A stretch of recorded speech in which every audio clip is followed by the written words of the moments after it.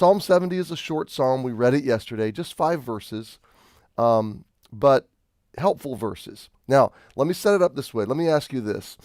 Have you ever been in a place where you needed divine intervention? You needed God to do something, and you needed him to move quickly, you were running out of time. Something was happening, events were transpiring, where you really needed God to get on the move. Or, secondly, have you ever been in a situation where others were conspiring against you? Maybe at work, maybe your family, maybe there was false accusations or discrediting of some sort that you really was unjust. You didn't deserve it. You didn't earn any of it. There were just other forces, more people maybe more powerful than you or more influential than you in certain spheres, trying to do hurt to you or to your name. Well, this is the go-to psalm for these kinds of situations. Because here's what David's going to do. He's going to start in verse 1 by saying, God, hurry. I need your intervention. This is beyond me. I can't fix this. This is bigger than me. I need divine, providential, sovereign intervention. I need supernatural disruption to my situation. So he says, make haste, O God, hurry, urgently. There's urgency here to deliver me. God, I need you to intervene and deliver me from these circumstances or this situation. Make haste. Invite you to help me to pray this way. Lord, I need your help. Lord, I need God. Help me now. Now, I need help right now. You're on safe praying ground when you are in that kind of predicament and in that kind of cry, that kind of prayer. Remember Peter walking on the water? Save me, Lord. Immediately, Jesus reached out. You'd enjoy the study if you just went through the Bible, studied all the times people cried out in urgency. Or the Bible says cry out or cry. Unto thee will I cry. God responds when we cry out to him. Verse 2.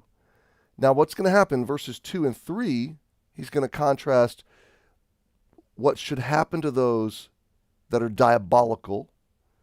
Verses 3 and 4, he's going to contrast against those that are choosing right. Verse 4, I should say. So verses 2 and 3, he's going to contrast the diabolical, the enemies. Verse 4, those that are choosing right. And then verse 5, he's going to profile his own choice. So let's read. Let them be ashamed and confounded, those that are disrupting his life, those that are being unjust. The word ashamed is to be disgraced or to feel ashamed or to be made shameful, okay? Let them be confounded. The word confound is the picture of a wine press, wines being crushed, confused, disoriented. Let them be disrupted. It's as though David's saying, God, get into this and confuse their plans. Let them be ashamed and confounded that seek after my soul. His life force, his person. Let them be turned backward. That's interesting to me because I'm curious if this is written during a time when David is fleeing and he wants his enemy to turn around. So turned is turn back, and backward is to go back where they came from. So maybe this is Saul, and he's got that large band of men coming after David. And put to confusion. There it is. There's the word I was thinking of. Confusion. Humiliated. Confused. Humbled. Despaired. So he's praying for his enemies to be ashamed, confounded, their plans totally disrupted and crushed, their intentions, and their plans disoriented, confused, that desire my hurt.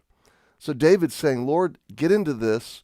I need your supernatural intervention here, and I'm on your side, and God, you're on my side, and these people are not on either of our sides. So confound them, confuse them, disrupt them, let their plans fall apart. The big takeaway here is that David is not taking matters into his own hands. Even if he could, we know David's character is such that he wouldn't have.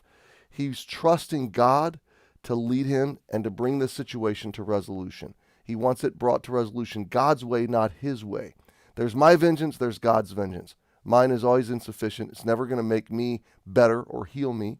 It's never going to totally resolve the situation. It's only going to incriminate me further, and it's going to give my enemy a seemingly justified reason to come after me. If I remain in innocence and the enemy is acting unjustly and God vindicates, then I've truly been vindicated. Truly, God's justice is going to be a healing source to my soul and a justifying source to my namesake and my testimony. So he is really putting matters into God's hands. But he says, let them be turned back for their, verse 3, let them be turned back for a reward of their shame. That say, aha, aha. So aha is this, it's not a common phrase, but it's a phrase of ridicule, an exclamation of ridicule. He's saying, Lord, let their plan shamefulness boomerang back on them. Let where they are eyeing me turn into shame.